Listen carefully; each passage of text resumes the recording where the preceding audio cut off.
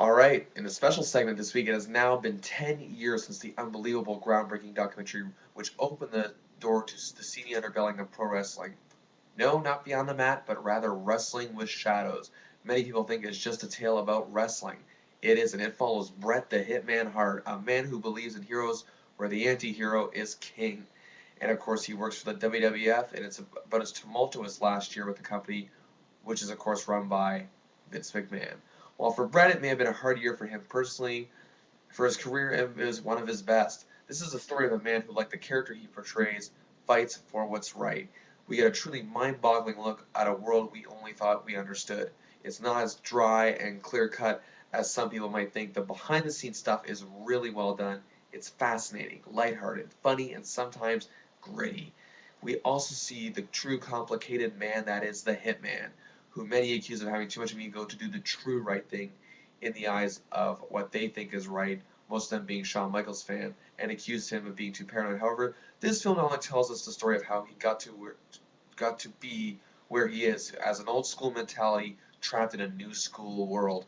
Why is it that so many fans or obnoxious jerks like Shawn Michaels back then ridiculed Bret for the values of the business that had been instilled in him since the day he was born, as we see in some amazing scenes involving Bret's relationship with his father, the godfather of Canadian wrestling, Stu Hart.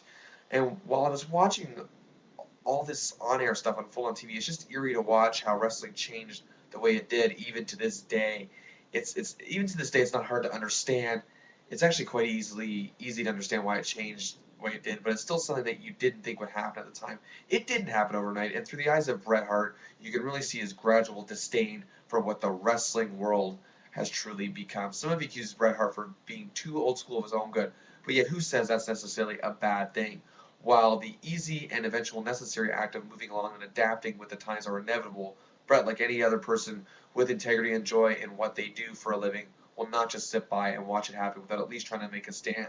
While for the longest time after the incidents of this film, Shawn Michaels tried to portray Bret as a whiny crybaby who couldn't move at the time, and of course, the shallow generation that agrees with Shawn dismissed him as just that. But the irony of it all was that the true star who emerged as an icon in this whole transition, Stone Cold Steve Austin, owes a huge debt to Bret Hart, who helped establish him as the precedent of what the new babyface represented.